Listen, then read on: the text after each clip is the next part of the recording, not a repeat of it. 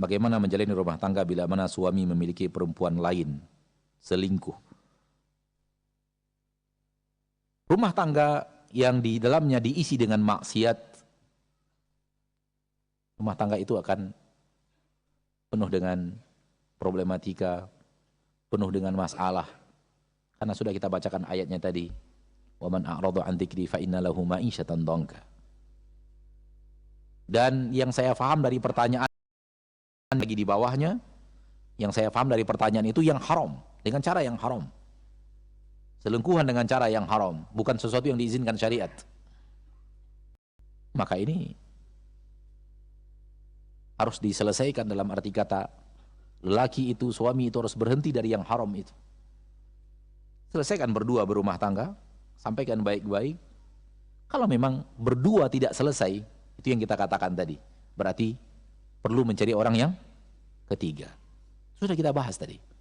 Kalau berdua tidak selesai, si suami tidak kunjung meninggalkan yang diharamkan itu, dan seorang istri sudah berusaha untuk menebalkan pakaiannya setebal-tebalnya supaya tak tembus aurat ini diketahui oleh orang lain, aib ini diketahui oleh orang lain, tak bisa juga.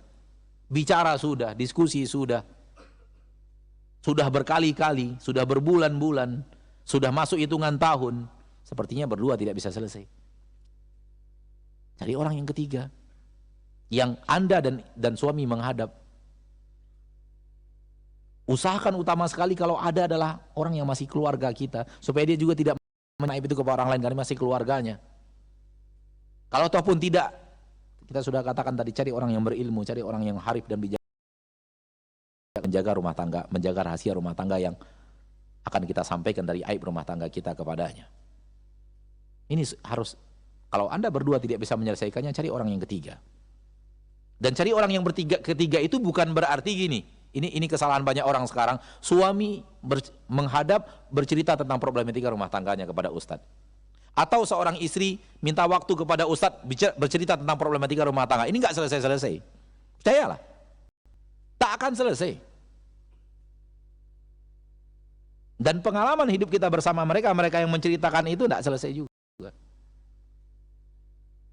Menghadap itu adalah suami dan istri menghadap dua-duanya. Supaya si orang yang bijaksana tadi mendengar kisah dari istri dan mendengar kisah dari suami. Dan bisa mempertimbangkan di mana kekeliruannya, di mana kesalahannya. Siapa yang punya kesalahan lebih besar dari yang lainnya.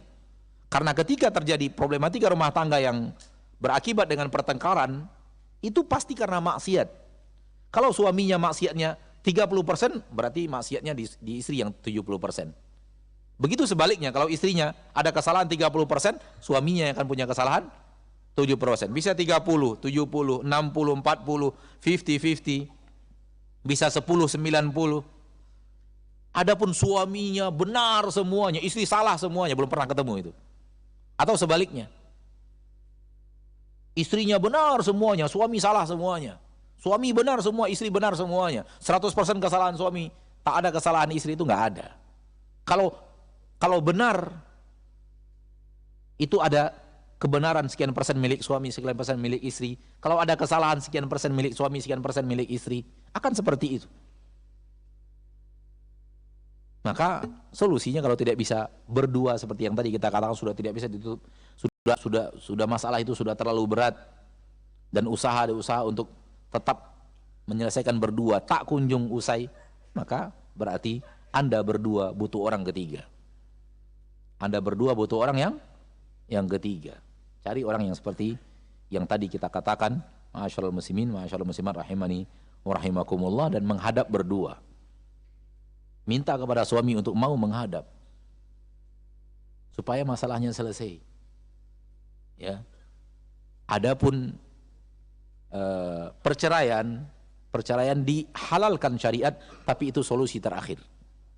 Lebih mirip kepada pintu emergensi, sehingga nggak kunjung juga. Udah ada orang yang ketiga, tak kunjung juga. Ada yang ketiga yang berikutnya untuk nggak kunjung selesai. Ada pintu emergensi dibuat syariat bernama talak. Itu bukan pintu pertama ketika emosi ya, pintu terakhir. Sudah berusaha tak kunjung bisa, nyerah. Islam masih memberikan kesempatan untuk solusi terakhir bernama talak. Talak itu tidak haram, tapi juga tidak bisa sembarangan. Harus difikirkan matang untuk melakukan hal itu. Wallahu ta'ala alam.